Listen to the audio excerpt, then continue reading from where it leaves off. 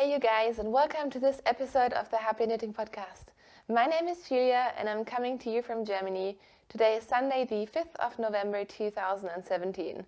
I'm re-recording the intro to this podcast because I realized while editing that while I was a zombie for most of the podcast, it was the worst in the beginning and I just couldn't somehow show that to you guys. I thought that was ridiculous, so I decided to re-film the intro. So if you're watching for the first time, thank you so much for checking out my slightly crazy knitting podcast. And if you're coming back, thank you ever so much. I really appreciate it. Today is going to be a very short episode. I just wanted to check in because I won't be able to film last week, yeah. I won't be able to film next week. And yeah, I just wanted to get a quick episode out, but I am feeling a little bit under the weather, so please excuse that. I think that made for a bit of a zombie-ish appearance today. Anyways, we have a Ravelry group called the Happy Knitting Podcast group on Ravelry, and that's where you can find all the show notes, all the knit-alongs, all kinds of different fun threads, and that's where you'll also find the information for the challenge cowl, which I won't go into detail today. Just join the group, enter the chatter thread, and you will find all the information to participate there. I will promise I will do a proper prize video sometime soon. I just haven't had the time and energy to do that yet. And I'm also still waiting for one last thing to show up, so I will do a prize roundup relatively soon. So with that, I will send you back to Julia of the past, and I hope you will enjoy this episode. If you do, please subscribe, become a regular follower of the podcast. I would really, really appreciate it. So see you later. Bye. Happy knitting. So let's just jump right into the finished objects. I don't know what's going on with my voice. I was fine until this morning, and suddenly I'm all croaky and clogged up, and yeah. In good news though, I'm drinking out of my ugliest mug that I have, and there's a little squirrel just outside my window right now. I wish you could see it. Anyways, but yesterday we got some Santa Claus tea, which is awesome, because I love Christmassy teas, but I'm not really one of a fan of the fruity teas, and this is a green tea based Christmas tea, so that's pretty fun. So yeah, anyways, finished objects. I am wearing one today, and that is finally my Good Vibes shawl, which is a pattern by NCL Knits. It is a 2-skein shawl that I knit on 3.5mm US size 4 needles. I think you're supposed to use larger needles, but I'm very glad I didn't, because this is all the yarn I have left. I had 4 grams of this yarn left over, and that's only because I actually had to omit 2 rows at the bottom, otherwise I would not have made it. So I was definitely playing yarn chicken with this, and I'm glad I went down in needle sizes. So the shawl is knit out of these 2 yarns. The red one is Madeline Tosh Merino Light in the Cactus Flower colorway, and the super pretty speckled one is Golden Yarns in the Dixon colorway, which is of course a Walking Dead inspired yarn, and I think this is just such a genius colorway. I got this from Kim over a year ago, I think, and it's just so beautiful. So the shawl itself, I can't take it off because unfortunately I have a microphone attached to it, but it is a crescent shaped shawl, so you do a mainly red part first, and then the second part is all these lace short rows, which they turn into such a pretty sort of feather and fan lace, and I think it is just gorgeous. This was definitely a labor of love. It was so much knitting, I completely underestimated it, and that's why it took me so long to knit as well. But now that it's done, I absolutely love it, and because of the crescent shape, I've noticed that it's actually really nice to wear as well. Like, it just drapes really nicely, which some of the crescent shaped shawls that I've knit in the past, they kind of end up very long and thin, and I don't like that. But this one has a nice sort of volume to it, and I really, really like it. And I also feel like I'm out of focus, but maybe I'm just imagining things.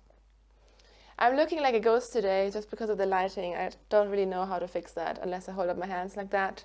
So we'll just move on and ignore that. Anyways, the shawl is done. I really enjoyed it. It was a really fun pattern to knit as well. The only thing that I would say about the pattern is that in the lace section, I like patterns that either have a chart or they are written out like row 1, row 2, row 3, row 4, and so on. And this one had sort of, like the instructions were all there, but it kept jumping in between rows because it was like row 1, 3, and 7 you do this, and then row 2 you do that, and then you have to jump back to the row in front of you. And it is fine, it absolutely worked. There's nothing wrong with the pattern at all.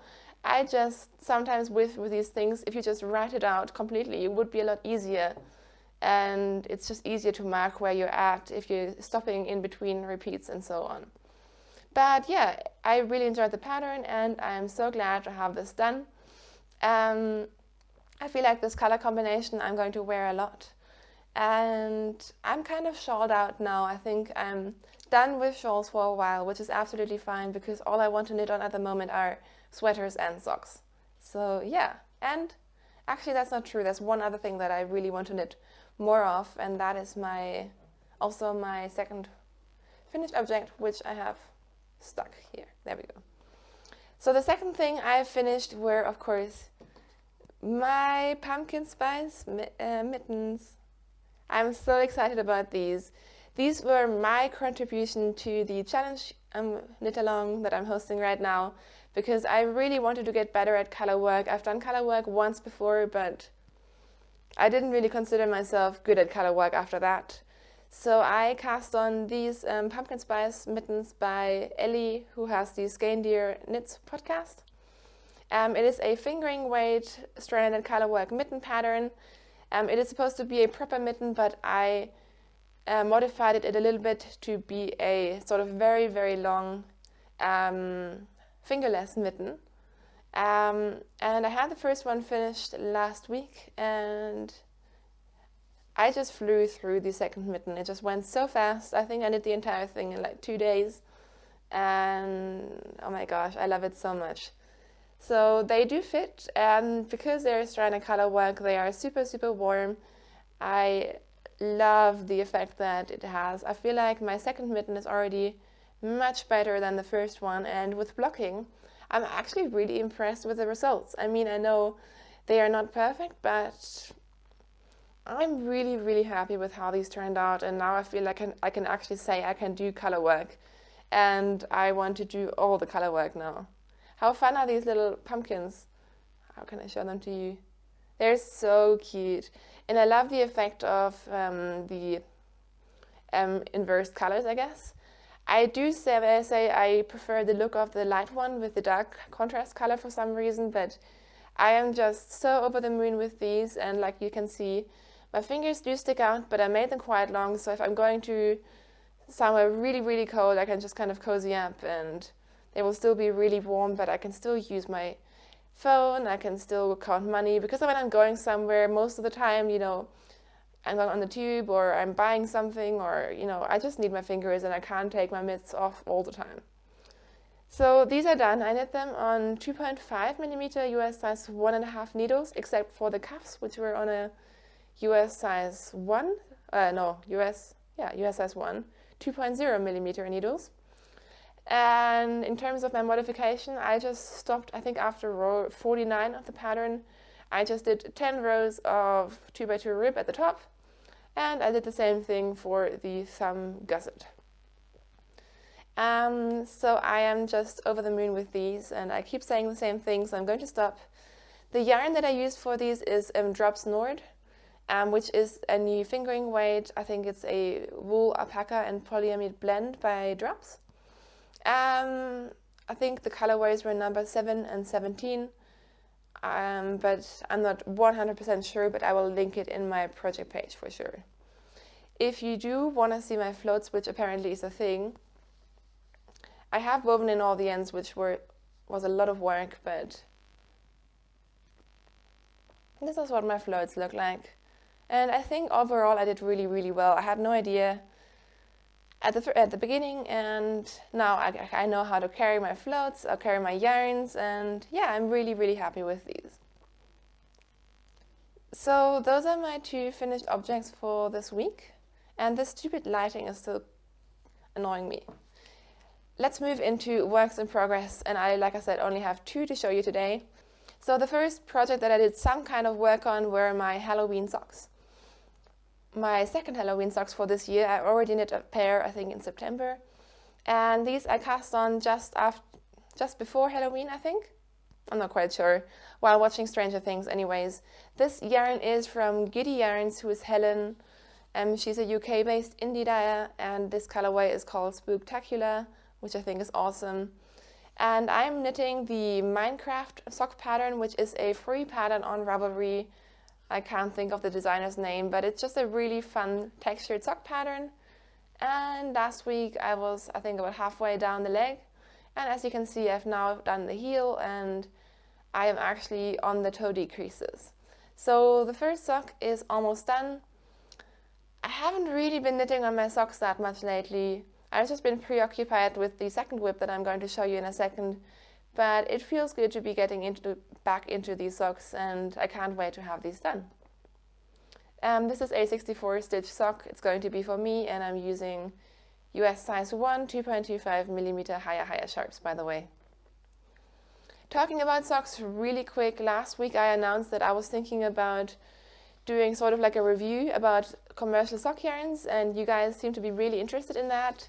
I will definitely be doing that. I just haven't had the time to think about or plan anything out for this episode, so I will do that in the future. Now, my second work in progress is a spontaneous cast on that I'm really excited about. But warning, it's going to be a bit of a pattern rant from my side. So I decided, I've been wanting to knit more sweaters for a while, you know, I'm on a sweater kick. And I decided to cast on a new sweater using one of my favorite yarns ever, and that is Knit by Numbers, DK from John Arbon. Oh my gosh. I was going to get the ball band, but I'm attached to the microphone, which is attached to my phone, and it's just going to mess everything up. So I'll just talk about the yarn and not show you the label, sorry. This is John Arbon Knit by Numbers.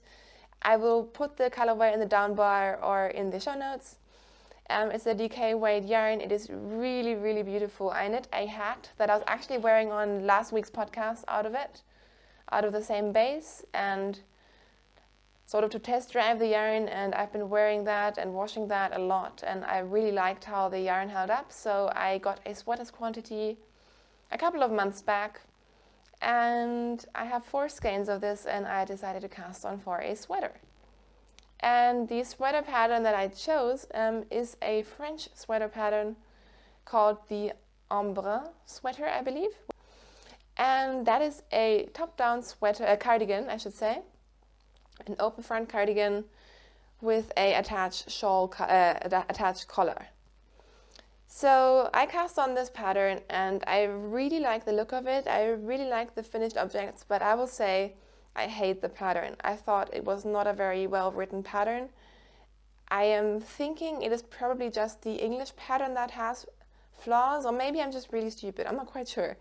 It is a paid for pattern. You can download it in French or English, and it seems that most people who have knit this are French. So I'm guessing maybe the English pattern just hasn't been revised that much. I found it very unclear, to be honest. I found things that for me just seemed wrong, and I ended up kind of knitting from pictures and progress pictures of some of the people rather than following the pattern.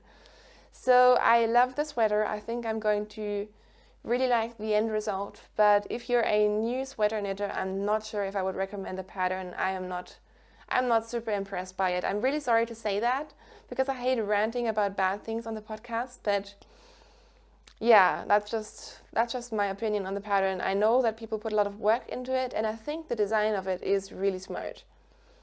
But it definitely wasn't easy to follow, and to be honest, in the end, I kind of abandoned the pattern, and I'm just doing my own thing now because I can't make sense of it, and it didn't seem to work for my gauge or anything as well.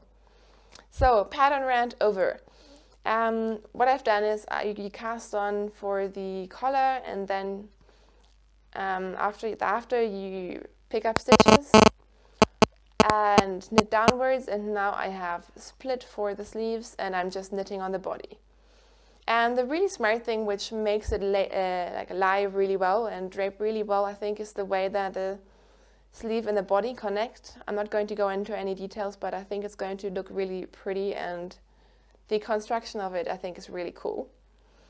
So I have my sleeves on waist yarn. I actually put in a lifeline, which is something I never do.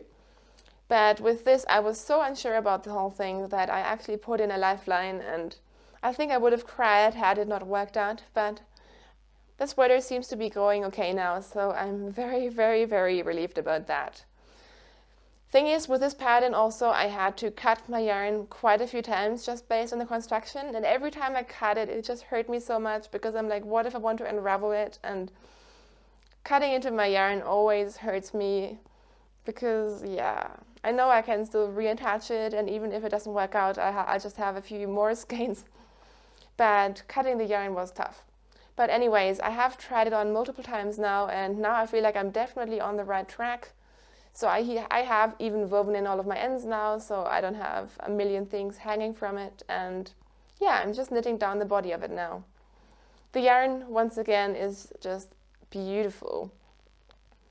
I just love this base so much. It's a very luxurious wool blend. Like, it has a bit of a sheen to it, almost as if there was silk or something in it, but it's just a very nice woolly yarn. It is super soft, and I think it's going to drape really nicely once I block this. I'm knitting this on 3.5mm US size 4 needles, and since my gauge was off, which it always is because I like to knit my garments very loosely, I am knitting, I think, the small size, or I was knitting the small size, in order to get a 40-inch bust circumference with my gauge. But like I said, I went off pattern, so I split for the sleeves earlier, so now I have no idea what size I'm knitting, but it seems to be fitting, so that's the main thing. So yeah, I've been very, very obsessed with this and almost knitting monogamously on this, which is why my other projects haven't been getting any love. And it's been a while since I've been so obsessed with a sweater, so I'm really excited about this. I have just started working with my second skein, so I think I'm going to finish that second skein and then probably knit the sleeves, and to make sure that then I can knit the body as long as I wanted to. I know that 4 skeins of DK weight is cutting it a bit close, but I usually don't use a ton of yarn for my sweaters. So yeah, we'll just see how that goes, and if I knit my sweaters before finishing the body, I think I'll be more motivated to finish the entire thing rather than finishing the body and then having to knit 2 entire sleeves. So we'll see how we go with that, but I am very excited about this, and yeah, just holding it up to the camera and touching it just makes me want to work on it some more, so yeah. The needles that I'm using are my Knit Pro cubic metal needles. So they're actually cubic, and I tried to show them off on the podcast a million times, but you'll just have to believe me because you can't really see it. But they were the ones that I had handy, so I just cast on with these, and I actually don't mind them that much. I think I'm getting used to them. They're still not my favorite needles. I think not because of the needle, but because of the black Knit Picks cord, which I think is kind of stiff and sometimes twisty, but all in all, I'm really enjoying them, and I'm definitely enjoying my sweater. So that is it, and I will definitely make show notes for this podcast. I'm realizing I'm showing you a lot of things where I don't really have names, or they're spelled in French or whatever. So I will be having show notes for this episode, I promise. So that's it for my works in progress. I still have another pair of socks going, but it's just not even worth mentioning them. So let's just jump right into acquisitions, because I have a few. First of all, maybe the thing that I'm most excited about is my Christmas yarn that has arrived. So one dyer that I mention every now and then, and I feel like I don't know why she isn't more famous, because, I don't know, she just seems very underrated for me. And that is Felt Fusion. Felt Fusion is a UK-based dyer, and I just basically love everything she makes. I have quite a bit of yarn of hers in my stash, but I never seem to knit with it.